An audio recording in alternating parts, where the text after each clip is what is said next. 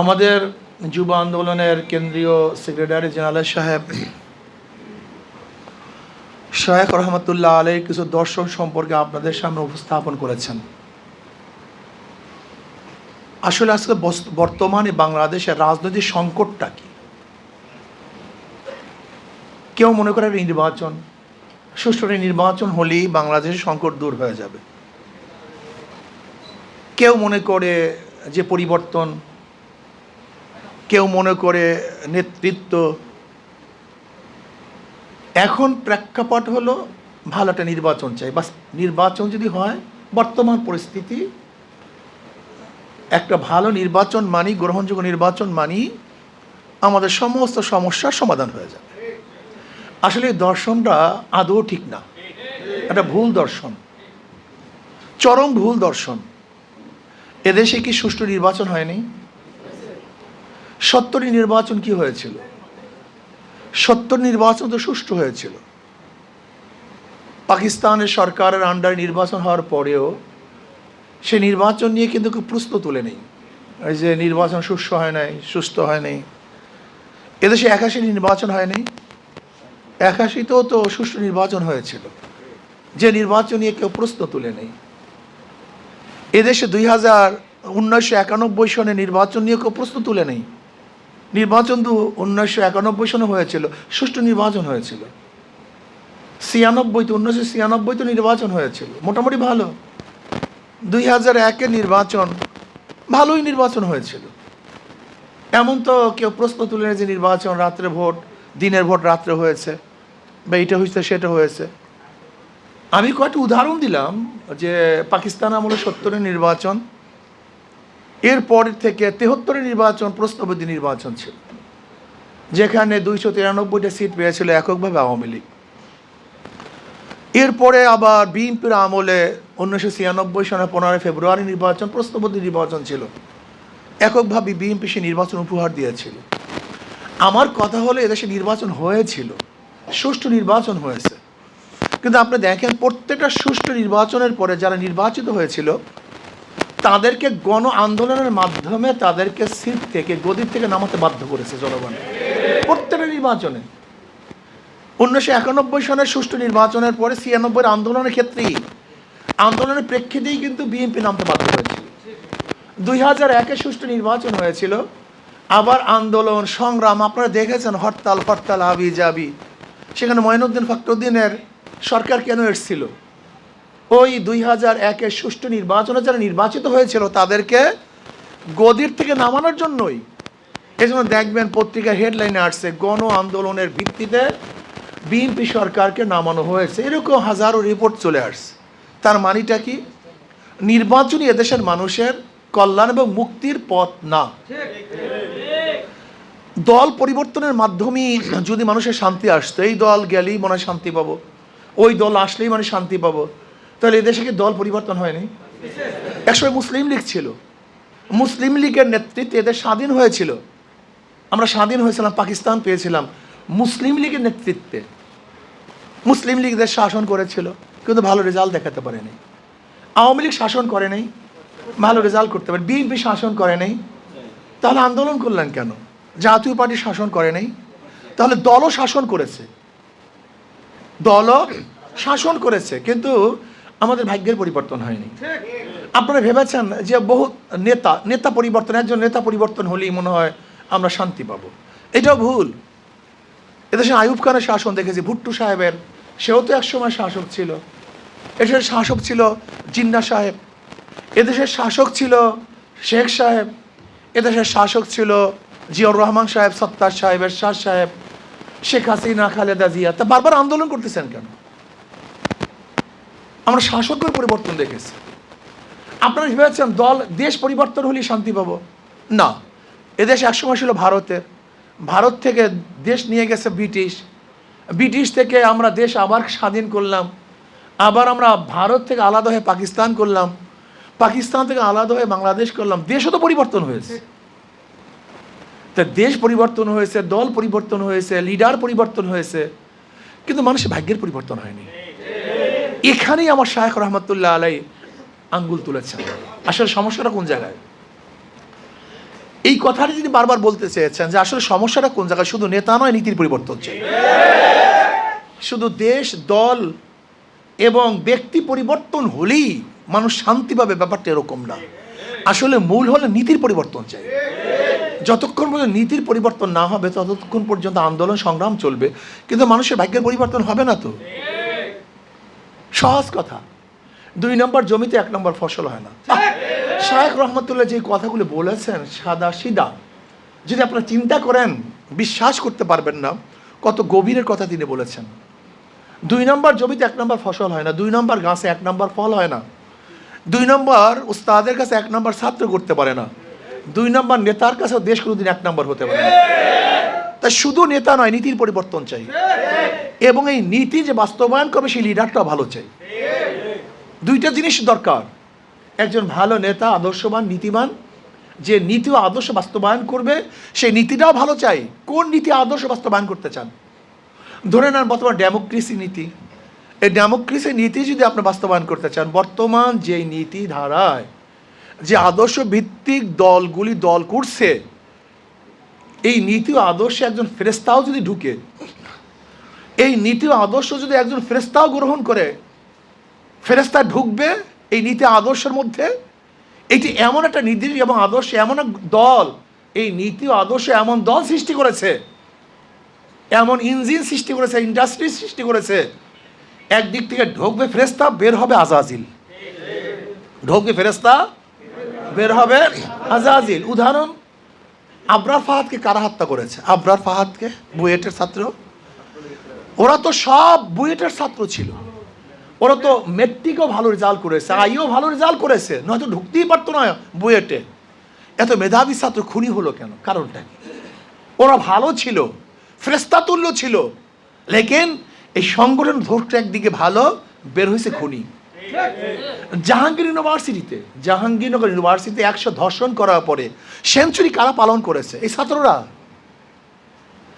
আজকে অবৈধ হত্যাগুলো কারা করতেছে? ছাত্ররা। এর কারণটা কি? এরা ঢোকে ফেরেশতা, বের হয়ে আজাজিল। এর কারণ নীতি আদর্শ ঠিক নেই। কিন্তু ইসলামী নীতি আদর্শ এত সুন্দর নীতি আদর্শ, যেখানে ঢোকবে আজাজিল, বের হবে ফেরেশতা। ঢোকবে খারাপ, বের হবে ভালো। বুঝাতে পারিনি। এটি এমন একটা সুন্দর পরিবেশ সৃষ্টি করবে যেখানে খারাপ মানুষগুলি ভালো হয়ে যাবে, আর ওখানে এমন পরিবেশ সৃষ্টি করেছে যেখানে ভালো মানুষগুলি খারাপ হয়ে যাবে। এর জন্য শুধু নেতা নয়, নীতির পরিবর্তন হচ্ছে। কত সুন্দর দর্শন! এর ব্যাখ্যা দিতে আমার অনেক সময় লাগবে। যদি ব্যাখ্যা দিতে চাই বহু সময় লাগবে, তো অন্য ব্যাখ্যা দিব কিভাবে? আর একটা কি বলেছে? সাহাবাদের অনুসরণ ইসলামী আন্দোলন। সাহাবাদের অনুসরণ, এই এক কথাই যথেষ্ট। সাহাবাদের আকীদা কি? আমাদের সেই আকীদা গ্রহণ করতে হবে। সাহাবাদের আমল কি? আমাদের সেই আমল গ্রহণ করতে হবে। সাহাবাদের ত্যাগ কি? আমাদের সেই ত্যাগ গ্রহণ করতে হবে। সাহাবাদের রুহানিয়াত ছিল কি ছিল না? আমাদের সেই রুহানিয়াত গ্রহণ করতে হবে। তাদের মধ্যে জোশ ছিল কি ছিল না? আমাদের মধ্যে সেই জজবা, জোশ তৈরি করতে হবে। তার নরমিয়াত ছিল কি ছিল না? আমাদের মধ্যে নরমিয়াত তৈরি করতে হবে। আনতা আবদুল্লাহ কাআন্নাকা তারাহু ফাইল্লাম তাকুন তারাহু ফাইন্নাহু ইয়ারাক। এই মিসদাকে তারা ছিল কি ছিল না? আমাদের সেই মিসদাকে করতে হবে। দেখছেন অবস্থাটা কি? আশিদ্দাউ আলাল কুফার রুহামাউ বাইনাহুম তারাহুম রুক্কান সুজ্জাদান ইয়াবতাগুনা ফাদলাম মিনাল্লাহি ওয়া রিদওয়ানা। আমরাই নরম, আমরাই গরম, আমরাই আবেদ, আমরাই যোদ্ধা। রহবানুন ফিল লাইল ওয়া ফুরসানুন ফিন নাহার। সাহাবাদের অনুসরণ। এর মধ্যে আকীদার মাসালা আছে, আহলুস সুন্নাত ওয়াল জামাতের আকীদার মাসালা আছে, আমলের মাসালা আছে, তাসাউফের মাসালা আছে, এই আমলের মাসালা আছে, ত্যাগের মাসালা আছে, জিহাদের মাসালা আছে, রক্ত দেওয়ার মাসালা আছে, রক্ত নেওয়ার মাসালা আছে। এই মাসালার মধ্যে মানুষকে সাহায্য করার মাসালা আছে, নিজেকে সর্বোচ্চ ত্যাগ করার মাসালা এর মধ্যে আছে। সাহাবাদের অনুসরণ, ছোট্ট একটা কথা। যদি সাহাবাদের অনুসরণ এই কথাটাকে আমরা মানি, তাহলে কি হবে? যারা মনে করে শুধু খানকায় বসেই ইসলাম প্রচার করব, তাদের কথা ঠিক হবে না। কারণটা কি? সাহাবারা শুধু খানকায় ছিলেন না, ময়দানেও ছিলেন। ময়দানে ছিলেন না, অকাতরে জীবন বিসর্জন দিয়েছেন। আবার রহবানুন ফিল লাইল, এরাই রাত্রে দরবেশ ছিলেন। এক কথার মধ্যে হাজারো ব্যাখ্যা চলে আসছে। সাহাবারা কারা ছিলেন? তারা তালিম দিতেন, উস্তাদ ছিলেন। আপনাকে উস্তাদ হতে হবে। তারা ছাত্র ছিলেন, আপনাকেও ছাত্র হতে হবে। তারা দাওয়াত দিচ্ছেন, আপনাকে দায়ী হতে হবে। তাদের মধ্যে ইখলাস ছিল, আপনাকে ইখলাসওয়ালা হতে হবে। তাদের চোখে পানি ছিল, আপনার চোখে পানি থাকতে হবে। তাদের হাতের মধ্যে শমশির ছিল, তীর ছিল, ধনুক ছিল, ঢাল ছিল, তলোয়ার ছিল। অন্যার মোকাবিলার জন্য আপনাকে এই কাজগুলি করতে হবে। আপনি দেখেছেন এক সাহাবাদের অনুসরণ, এক সাহাবাদের অনুসরণ যদি আমরা করি, তাই নবী আলাইহিসসালাতু ওয়াসসালাম যেই ক্রিম পার্সেন্ট কিছু লোক তৈরি করেছেন, রাদিয়াল্লাহু আনহুম ওয়া রাদওয়ান, যাদের ব্যাপারে খোদ আল্লাহও রাজি, খুশি, এবং তারাও আল্লাহর উপরে খুশি। যদি আমরা তার অনুসরণ করতে পারি, নিশ্চিত আশা করা যায় আল্লাহ পাক আমাদের খুশি হবেন। আমাদের প্রত্যেকটা কাজ ইবাদত, প্রত্যেকটা কাজ কি ভাই? ইবাদত। আমরা এখানে কেন আসছি? কিসের জন্য কাজ করতেছি? আমরা ইবাদত করতেছি। নিজেকে প্রচার করা ইসলামী আন্দোলনের দায়িত্ব না।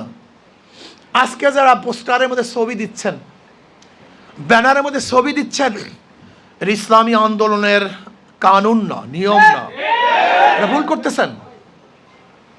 আপনি কার অনুসরণ করতেছেন? আপনি নিজেকে প্রচার করতেছেন। নিজেকে প্রচার করে ইসলামী আন্দোলনের দায়িত্ব না, বরং তার আদর্শকে প্রচার করে ইসলামী আন্দোলনের দায়িত্ব। যখনই নিজের ছবি দিয়ে নিজেকে প্রচার করবেন, তখন নিজের মধ্যে অহমিকা চলে আসবে, নিজেকে নেতা হওয়ার ভাব চলে আসবে, মারামারি শুরু হবে। কিন্তু আপনি যদি আপনার আদর্শ বাস্তবায়ন করেন, আদর্শ প্রচার করেন, মারামারি কিছু নেই, নিজে এখানে কিছু নেই। আর আপনি কেন পোস্টার ছবি দেবেন? আমি দেখেছি এখানে আসার সময় দেখেছি পোস্টারের মধ্যে ইসলামী আন্দোলনের হাত পাখাও আছে, আবার নিজের ছবিও আছে। আপনি কেন নিজের ছবি দিয়েছেন? বলছে আপনাকে ছবি দেওয়ার জন্য? শোনেন, ইসলামী আন্দোলন বিশ্বাস করে শুধু টাকা পয়সা শক্তি বুদ্ধির মাধ্যমেই বিজয় অর্জন করা যায় না, যতক্ষণ পর্যন্ত আল্লাহ পাকের রহমত না আসবে। আপনি ছবি দিলে রহমত আসবে না আল্লাহ পাকের গজব আসবে? আপনি কেন ছবি দিতে যাবেন? আপনার ঘরের মধ্যে কি ছবি থাকবে? আপনার ফতুয়া দেন। আপনার ঘরের মধ্যে আপনি ছবি রাখতে পারবেন? ফতুয়া দেন। মসজিদের মধ্যে ছবি রাখতে পারবেন? ফতুয়া দেন। যেই কাজটা মসজিদে করতে পারবেন না, ঘরে করতে পারবেন না, সেই কাজটা আপনি করছেন কেন? ইসলামী আন্দোলনের ডিউটি না, নিয়ম না। মোবাইল এক জিনিস, এইটার ব্যাপারে ফতুয়ার মধ্যে ইখতিলাফ আছে। বর্তমানে অনেক মুফতিয়ানে কেরাম বলেন মোবাইলের এটা ছায়ার মতো, যেমন আয়নার সামনে ছায়া, এই যেমন ছায়া আমি দেখতেছি, আবার সরাই আনিছি, শেষ। এর জন্য এটার ব্যাপারে ইখতিলাফ, ফতুয়া অনেকেই দিছে। আর আমরা যারা রাজনীতিবিদ, আমরা মনে করি আমাদের এখানে রুখসতের ব্যাপার স্যাপার আছে, এর জন্য আমরা মোবাইল বা এগুলিকে গ্রহণ করছি। কিন্তু আপনি স্টিল ছবি, এটা তো এখন পর্যন্ত আমি জানি না তকি উসমানী সাহেব দামাত বরকাতুহু তো এই ব্যাপারে এখনো ফতুয়া দেন নেই, এখনো ফতুয়া দেন নেই। কারণ আমরা মনে করি তাকি উসমানী সাহেব দামাত বরকাতুহু আলিয়া বর্তমান যুগকে সামনে নিয়ে তিনি মুস্তাহিদ, তিনি গোটা আলমকে সামনে রাখেন। তেনার মেধা শুধু ওয়ালের মধ্যে না, তার মেধা ওয়ালের থেকে অনেক দূরে। সে গোটা দুনিয়ার পলিটিক্সকে সামনে নিয়ে তারপর ফতোয়া তিনি দেন যে কোন সময় কি গ্রহণ করা দরকার, কি দরকার না। এর জন্য আমি মনে করি যার ইসলামী আন্দোলনের পোস্টারের মধ্যে ছবি দেওয়ার প্রবণতা চলে আসছে, এটা আমাদের কানুনের খেলাফ। এটা করবেন না, এটা দরকার নেই। আপনি হাত পাখাকে প্রচার করেন, নিজের ছবি প্রকাশ করতে যান কেন? তার মানে আমার নিজের প্রচার প্রসার ইসলামী আন্দোলন চায় না। বলে কেন? ওমর ইবনে খাত্তাব রাদিয়াল্লাহু তাআলা আনহু যখন অসুস্থ, আবু লুলু যখন তাকে আঘাত করেছে, তিনি অসুস্থ অবস্থায় প্রস্তাব দিয়েছেন, অনেক সাহাবার প্রস্তাব দিয়েছেন যে আপনি আপনার ছেলেকে লিডার বানান, খলিফাতুল মুমিনিন বানান। তিনি কি বললেন? যেই বোঝা আমি বহন করেছি, যেই ভার আমার মাথায় ছিল, আমি চাই না আমার কোনো সন্তান সেই ভার, সেই ওজনকে বহন করুক। আমরা ক্ষমতাকে ওজন মনে করি, ক্ষমতাকে বোঝা মনে করি, এটাকে ভারী মনে করি। তিনি কি বলেছেন? ওমর একাই আল্লাহর কাছে জবাব দেউক, তার কোনো আত্মীয়, কোনো স্বজন, কোন পরিবার পরিজন আল্লাহর কাছে জবাব দিবে, এটা আমি চাই না। এটা জবাব দিতে মনে করি ক্ষমতাকে। আর আমরা মারামারি করি এখন সভাপতি হওয়ার জন্য, সেক্রেটারি হওয়ার জন্য। এটা ইসলামের কানুনই না। যাই হোক, এই ব্যাখ্যা অনেক বিশাল। ইসলামের সাথে বাহ্যিক অন্য অন্য আদর্শের সাথে মিলই নেই। আমরা তো ক্ষমতা জিতেই চাই না, আমি তো লিডার হতেই চাই না। কিন্তু জনগণ যখন প্রয়োজন মনে করে, তখন প্রয়োজনের ক্ষেত্রে আমি আসি। আমি ইমাম হতে চাই না, যদি ইমামতি কেউ নাই করে তো ইমাম হবে কে? একজন তো করতে হবে। কিন্তু আমি চাই না যখন মুক্তাদিরা মুসল্লিরা বলে আপনি যান, তখন তাদের প্রয়োজনে আমি যাই। পার্থক্য করে বুঝাতে পারছি তো? একটা নিজে যাওয়া, একটা জনগণের প্রয়োজনে যাওয়া, দুইটা এক জিনিস না। যখন আপনি নিজে যাবেন তখন আপনি হবেন জালেম, অত্যাচারী। আর যখন জনগণের জন্য যাবেন তখন আপনি হবেন খাদেম, সেবক। এই দুই মধ্যে হাজার হাজার পার্থক্য আছে। এই জন্য ইসলামী আন্দোলন বাংলাদেশের নীতি আদর্শগুলি যদি আমরা মেনে চলি, আমি মনে করি আমাদের দর্শনগুলি যদি আপনারা বুঝতে পারেন, তাহলে এই বাংলাদেশের অবস্থাটা কী হবে জানেন? এটা জান্নাতের বাগিচা হয়ে যাবে। এর চুরি থাকবে না, ডাকাতি থাকবে না, গুন্ডামি থাকবে না, বদমাশি থাকবে না, কিছুই তো থাকবে না। সমস্ত মানুষ অধিকার ফিরে পাবে। প্রত্যেকটা মানুষ, চাই সে মুসলমান হোক, খ্রিস্টান হোক, বৌদ্ধ হোক, উখরিজাত লিন্নাস, আমাদের বের করা হয়েছে মানুষদের জন্য, মানুষের কল্যাণের জন্য। ইসলাম শুধু মুসলমান মুমিনদের জন্য নয়। কুনতুম খায়রা উম্মাতিন উখরিজাত লিন্নাস, আমাদেরকে বের করেছে গোটা মানুষ গোষ্ঠীর জন্য, গোটা মানব গোষ্ঠীর জন্য আমাদেরকে বের করা হয়েছে। ইসলাম, আমি সেদিনকে হিন্দু বৌদ্ধ খ্রিস্টানদের এক কাফেলা আসছিল আমাদের সাথে দেখা করার জন্য। আমি বললাম, দেখেন ভাই, আপনারা ডাক্তারের অপারেশনের অবস্থায় শুধু বয়ান করেন, কিন্তু ডাক্তার সাহেবের ব্যক্তিগত আদর্শ আপনার সাথে মোলাকাতের বয়ান তো করেন না। তার মানে বুঝাতে পারছি? ইসলামের শুধু যুদ্ধের সম্পর্কে আপনার আলোচনা, ইসলামরা খালি যুদ্ধ করে। আর আমি ওটা তো অপারেশনের সময়ের কথা। ওটা কোন সময়ের কথা? ওটা তো ওডির কথা, অপারেশনের সময়ের কথা। যখন যুদ্ধ থাকে না, তখন মুসলমানদের আদর্শ নিয়ে একদিনও গবেষণা করেছেন? হ্যাঁ, যত পাশ্চাত্যবিদরা, এদের অবস্থাটা কি? মুসলমানদের শুধু যুদ্ধের কথা আলোচনা করে। ভাই, ওটা তো ওডির কথা। ওডির মধ্যে কি ডাক্তার কি করে? তখন তো কাটাছিরাই করে, ওটার ছাড়া তো ভালো হবে না। কিন্তু ডাক্তার সাহেব যখন অপারেশন করে না, তখন তার আখলাক, তার চরিত্র, তার কাছে গিয়ে দেখেন আমাদের যুদ্ধকালীন এক অবস্থা, আর যুদ্ধের বাইরে আমাদের ভিন্ন অবস্থা। যুদ্ধকালীন অবস্থা হলে আমাদের ভিন্ন। আমরা তখন খুবই রাগী থাকি, খুবই গরম থাকি, আমাদের খুবই অবস্থা খারাপ। কি অবস্থা? আশিদ্দাউ আলাল কুফার। তখন আমাদের শুধু চিন্তা থাকে বিজয়। মুসলমান যখন রণাঙ্গনে নামে, তখন তাদের শুধু মাথার মধ্যে একটাই থাকে, বিজয় অর্জন করতে হবে, এছাড়া মাথার মধ্যে কিচ্ছু থাকে না। কিন্তু যখন আমাদের যুদ্ধকালীন অবস্থা শেষ হয়ে যায়, রুহামা উবাইনাহুম, তখন আমাদের চেয়ে নরমও কেউ থাকে না। আপনারা শুধু আমাদের যুদ্ধের অবস্থা সম্পর্কে বর্ণনা করেন। এই পাশ্চাত্যরা আমাদের শুধু যুদ্ধ সম্পর্কে, মুসলমান ভাই, যুদ্ধকালীন অবস্থা এক সময়, আর যখন যুদ্ধ থাকার নিরাপত্তার সময় ভিন্ন। যাই হোক, আমি যেটা বলতেছিলাম, ইসলামী আন্দোলন, আমাদের শায়খ রহমতুল্লাহ আলাইহির যে দর্শনগুলি আছে, এই দর্শনগুলি যদি আমরা অ্যাপ্লাই করতে পারি, বাস্তবায়ন করতে পারি, তাহলে শান্তি, মুক্তি, আজাদি, অর্থনৈতিক ডেভেলপ, চারিত্রিক ডেভেলপ, আদর্শের ডেভেলপ হবে ইনশাআল্লাহ। যাই হোক, এর জন্য তার দর্শনের দরকার। শায়খ রহমতুল্লাহ আলাইহি প্রথম বলেছেন, যখন এদেশের অধিকাংশ ওলামায়ে কেরাম ও বিএনপিকে ফেরেশতাতুল্য মনে করতেন, এবং বিএনপিকে মনে করতেন এমন হয় নবীর ওয়ারিস, এই পর্যায়ে নিয়ে গেছেন। এমনকি অনেক বেশি, রাবেয়া বসরি পর্যন্ত বা আরও কিছু বলছেন। ওলামায়ে কেরাম যখন তারিফ করেন, তখন তারিফের অবস্থাটা তো বুঝেন কোন পর্যন্ত তারিফ করেন। ওলামায়ে কেরামের সমস্যা, যখন তারিফ করেন তখন তারিফেরও একেবারে উচ্চ পর্যায়ে করেন। আর যখন মুজাম্মাত বয়ান করেন, তখন মুজাম্মাতটাকে সেই পর্যায়ে হবে। কথা ঠিক না? এটা হবে, এটা জানেন। কিন্তু আব্বাজান রহমতুল্লাহ, শায়খ রহমতুল্লাহ ওই সময় বলেছেন যে আওয়ামী লীগ বিএনপি মুদ্রার এপিঠ ওপিঠ। যখন বিএনপিকে এদেশের ওলামায়ে কেরাম সর্বোচ্চ আসনে আসীন করছেন, তখনই তিনি বলেছেন মুদ্রা এপিঠ ওপিঠ। কি আজকে তার বাস্তবতা আছে কি নাই? দেখুন তো, বিএনপির বক্তব্য আওয়ামী লীগের বক্তব্য কোনো পার্থক্য আছে কিনা দেখেন তো আমাকে। হ্যাঁ, কাজের মধ্যে কোনো পার্থক্য আছে কি নাই? দেখেন, জয় সাহেব তিনিও মৌলবাদীর বিরুদ্ধে খুবই ক্ষিপ্ত। এই টুপিওয়ালা, দাড়িওয়ালা ইসলামপন্থী দেখলে মেজাজ খারাপ, মৌলবাদী ঠেকাতে হবে। একই বক্তব্য তারেক সাহেবের। তাহলে দেখেন, তারেক সাহেবের বক্তব্যের মধ্যে আর জয় সাহেবের বক্তব্যের কোনো পার্থক্য আছে? কোনো পার্থক্য নেই। আমাদের মির্জা ফখরুল ইসলাম আলমগীর সাহেবের যে বক্তব্য, তিনি কি বললেন? আমি শরিয়ায় বিশ্বাসী না। আমি জানি না মুফতি হানি কেরামের ফতুয়া কি দেবেন, এটা তাদের ব্যাপারে, আমি ফতুয়া দিতে যাব না। যে শরিয়া আইনে তারা বিশ্বাস করে না, ওনাকে আমার খুব ভাল লাগে। মির্জা ফখরুল ইসলাম আলমগীর সাহেবের কাছে আমার খুব ভাল লাগে।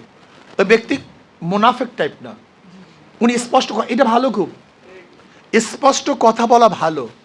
উনি একজন ভালো জানুয়া সানুয়া লোক, উনি কিন্তু ভালো রাজনীতিবিদ, এই যে ওনার কথাবার্তা আমার কাছে ভালো লাগে। কিন্তু আমার প্রশ্ন হলো এই, উনি ডেমোক্রেসি সম্পর্কে, গণতন্ত্র সম্পর্কে যে আলোচনা করেন, ওনার দল কি ওনার বক্তব্য মানেন? উনি কি বলছেন র্যাম্বো ন্যাশন করবেন। র্যাম্বো ন্যাশন মানে কি? রং ধনু যেরকম বিভিন্ন রং একত্রিতভাবে থাকে, র্যাম্বো ন্যাশন হলো একটা রং ধনু জাতি। যে রং ধনু জাতির মধ্যে হাজার ডিজাইনের, হাজার মতের, হাজার আদর্শের মানুষ থাকবে, যেখানে মুসলমান, হিন্দু, বৌদ্ধ, খ্রিস্টান, আপনার বিরুদ্ধে লোকও থাকবে, আপনার পক্ষে লোকও থাকবে। র্যাম্বো ন্যাশন একটা ইউনিট করতে চান। তা আমি প্রশ্ন করতে চাই, আপনি করবেন র্যাম্বো ন্যাশন করবেন, অথচ আপনার দলের লোক যদি আপনার বিরুদ্ধে কথা বলে তাদের ঠুটলি চেপে ধরবেন, জিব্রা কেটে দেবেন, এটাকে র্যাম্বো ন্যাশন হয়? এটাকে ডেমোক্রেসি হয়? তার বক্তব্য এক ডিজাইনের, তার কর্মীদের কাজ আর এক ডিজাইনের। তার নেতারা কি বলে যে কেউ যদি অন্য মার্কায় ভোট দেয় তাহলে বিএনপির কর্মীরা মনে হয় ঠ্যাং নিয়ে আর বাড়িতে যেতে দেবেন। এটা কোনো বক্তব্য হয় নাকি? এটা বক্তব্য হয়? এগুলো র্যাম্বো ন্যাশন নয়, এগুলো ডিক্টেটরশিপ। এটা হলো চরমপন্থা, এটা সন্ত্রাসবাদ হয়, একনাথতন্ত্র হয়, এটা বাকশাল হয়। যেরকম জিয়াউর রহমান সাহেব সর্বদলীয় গণতন্ত্র করেছেন আর শেখ সাহেব করেছেন বাকশাল, আজকে আপনারাও সেই বাকশালের দিকে যাচ্ছেন। একই, কাউকে রাখতে দেবেন না, কাউকে ঢুকতে দেবেন না, কাউকে ভোট করতে দেবেন না, এটা বাকশালী কথা, এটা ডেমোক্রেসির কথা না। বিএনপি ওয়ালারাও চাঁদা তুলে, আওয়ামী লীগেরাও চাঁদা তুলে, শুধু হাতের পরিবর্তন হয়েছে, চাঁদার পরিবর্তন হয়নি। বিএনপি ওয়ালারাও দেখছি খুন করতেছে, আওয়ামী লীগেরাও খুন করছে, নাকি করে নেই ভাই? কেমন খুনাখুনি চলতেছে বর্তমান। বিএনপি নিজেদের মধ্যে নিজেদের প্রায় খুনের সংখ্যা কম বেশি 200-র মতো, কম বেশি হতে পারে। নিজেদের মধ্যে শুধু খুনাখুনি। আমরা দেখেছি আওয়ামী লীগের আমলে মদের বার থেকে আওয়ামী লীগের লোককে ধরা হয়েছে। এখন কি দেখি মদের বান নিয়ে বিএনপির মধ্যে খুনাখুনি হয়ে গেছে। এই কিশোরগঞ্জে দেখেন, মদের ব্যবসাকে কেন্দ্র করে বিএনপির মধ্যে মারামারিতে একজন নিহত, 30 জন আহত। এই কিশোরগঞ্জে আপনারা দেখেছেন, টাঙ্গাইলে বিএনপির সভাপতি সহ মদের এবং জুয়ার বারের থেকে ধরা হয়েছে। এটা আমার না, আমি দেখতেছি যেগুলো পত্রিকায়। তার মানে পার্থক্যটা কি? তারাও মদ খায়, এরাও মদ খায়, এরাও মদের ব্যবসা করে, এরাও মদের ব্যবসা করে। এদের মধ্যেও গাঁজা পাওয়া গেছে বিএনপির মধ্যে, এখন আওয়ামী লীগের মধ্যে গাঁজা ছিল। আমি দেখতেছি বিএনপির লোকজন ইয়াবা ব্যবসায় ধরা পড়ছে, আবার দেখছি আওয়ামী লীগের লোকজনও ধরা পড়ছে। আমাকে পার্থক্যটা দেখান। এরাও দখল করে, এরাও দখল করে। কিয়ামত পর্যন্ত যদি দলের পরিবর্তন হয়, কোনোদিন শান্তি আসবে না। এদের মার্কার মধ্যেই তো ভেজাল, মার্কার মধ্যেই তো ধোঁকাবাজি। যারা নৌকা নিয়ে নির্বাচন করে নৌকা চালাতে পারে না, যারা ধানের শেষে নির্বাচন করে নিজেরা ধান কাটতে পারে না, যারা নাঙ্গল নিয়ে নির্বাচন করে নাঙ্গল চালাতে পারে না, যারা কুঠার নিয়ে নির্বাচন করে নিজেরা লাকড়ি ফাটতে পারে না, যারা গরুর চাকা নিয়ে নির্বাচন করে নিজেরা গরুর গাড়ি চালাতে পারে না, সমস্ত মার্কাগুলি গরিবদের। কিন্তু যারা নির্বাচন করে একজনও গরিব না। নৌকা চালায় কারা? ধান কাটে কারা? নাঙ্গল চালায় কারা? মার্কাগুলি সব গরিবদের। কিন্তু যারা নির্বাচন করে মার্কাগুলি নিয়ে একজনও গরিব না। সব ওদের মার্কার মধ্যে ধোঁকাবাজি। মূল জায়গায় তো সমস্যা ওদের। ওরা মার্কা নয় গরিবদের, কিন্তু নিজেরা গরিব না, সব ধোকার জন্য। কিন্তু হাত পাখা এমন একটা মার্কা, হাত পাখা এমন একটা মার্কা যে নির্বাচন করে সেও চালাতে পারে, যারা করে তারাও চালাতে পারে, পুরুষরাও চালাতে পারে, মহিলারাও চালাতে পারে, বড়রাও ঘুরাতে পারে, ছোটরাও ঘুরাতে পারে। হাত পাকা প্রয়োজন মুসলমানদের, হাত পাকা প্রয়োজন হিন্দুদের, হাত পাকা প্রয়োজন পুরুষদের, হাত পাকা প্রয়োজন মহিলাদের, হাত পাকা প্রয়োজন বড় লোকদের, হাত পাকা প্রয়োজন গরিবদের। এটা সর্বজনীন মার্কা। কাউর মার্কা ঘুমের সময় বুকের উপরে থাকে না, একমাত্র একটা প্রতীক, হাত পাকা। আপনি দেখছেন, শুধু একটা প্রতীক, হাত পাকা। ঘুমের সময় হাত পাকা, কলিজার উপরে থাকে। তার মানেটা কি? হাত পাকা সর্বজনীন মার্কা। যদি হাত পাকা বিজয় হয়, এই জাতি বিজয় হবে।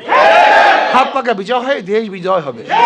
কাজে আসুন আজকের থেকে আমরা সবাই পরিকল্পনা এবং শপথ গ্রহণ করি। পরিকল্পনা করতে হবে, শপথও গ্রহণ করতে হবে যে ইনশাআল্লাহ আগামীতে শান্তির প্রতি হাত পাকে বিজয় করতে হবে ইনশাআল্লাহ। আমাদের সবাইকে আল্লাহ পাক কবুল করে নেন। আমাদের ইসের থেকে ফতুল্লাহ, এটা কয় নম্বর আসন? ওর দ্বারাও আমাদের ফতুল্লাহ আসন থেকে ইনশাআল্লাহ আগামী নির্বাচনে হাত পাখা নিয়ে নির্বাচন করবেন হযরত মাওলানা মুফতি ইসমাইল শিরাজি সাহেব দামাত বরকাতুহুল আলিয়া। মাসুম সাহেব কোন জায়গা দিয়া? আমাদের মীর ঈশার নারায়ণগঞ্জ 5 থেকে নির্বাচন করবেন হযরত মাসুম বিল্লাহ সাহেব দামাত বরকাতুহুল আলিয়া। আল্লাহ আমাদের সবাইকে কবুল করে নেন। আল্লাহ আমাদের সবাইকে কবুল করে নেন। আমার জন্য দোয়া চাই, আমিও দোয়া করি। আল্লাহ হযরত শাইখ রহমাতুল্লাহ আলাইহির যে নীতি আদর্শ সেই অনুযায়ী কাজ করতে তৌফিক দান করেন।